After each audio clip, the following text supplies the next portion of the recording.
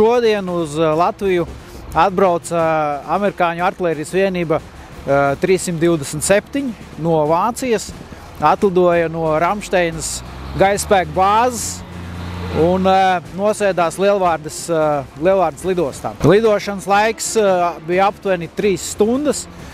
Viss atkarīgs ir, protams, no laika apstākļiem, varbūt vairāk vai mazāk, bet tas apliecina tikai to, ka šādas vienības Latvijā var ierasties ļoti ātri un izpildīt uzdevumu, lai sasniegtu kopēju mērķi. Nolaižoties Lielvārdes lidlaukā, pati Haimārs mašīna, izbraucot no lidmašīnas,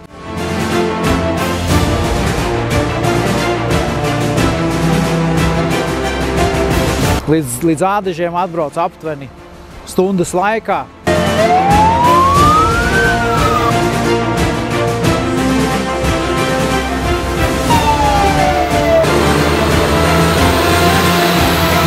Tas ir ļoti īsts laiks.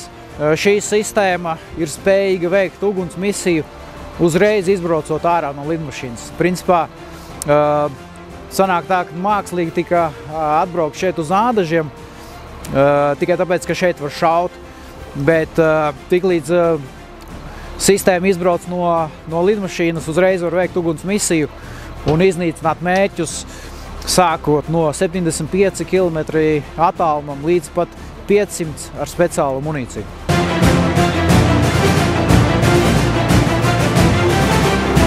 Kaujas šaušanas uzdevums bija sākotnēji iznīcināt augstas vērtības mērķus. Pirmais bija apgādes vienība, otrais bija komanpunkts un trešā uguns misija bija uz mērķi, varētu teikt tā, ar apsteigumu, kad tika izrēķināts paredzamā mērķa atrašanās vieta konkrētā laikā. Un šie visi 3 uzdevumi tika izpildīti sekmīgi un virsmērķis tika sasniegts. Visvieglākais ir veikt pašu šaušanas uzdevumu, iznīcināt mērķi. Vissarežģītākais ir šo visu saorganizēt, jo ļoti daudz iesaistītās organizācijas, sākot ar Beļģu gaisa spēkiem, Amerikas spēki Eiropā, Beļģu speciālo operāciju spēki, Latvijas gaisa spēki, militārā policija, sauszemes spēku brigāde, nodrošinājuma palielniecība.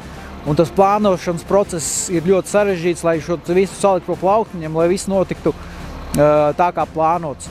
Un šodien viss notika ļoti tuvu plānam. Mums bija apmēram 10 minūšu aizkavēšanās, kas priekš šādas sarežģītas misijas ir ļoti mazs laiks. Pēc sekmīgām uguns misijām sistēma tiek pārbaudīta, uzpildīta degviela un dosies atpakaļ uz Lielvārdi.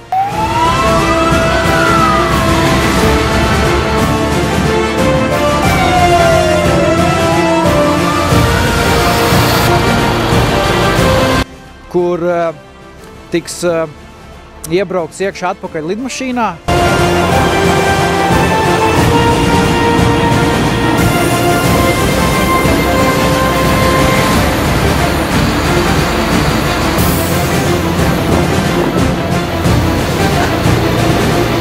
Lidmašīnas modelis ir Airbus A400, Beļģu gaisa spēki un lidos atpakaļ uz Ramšteinu.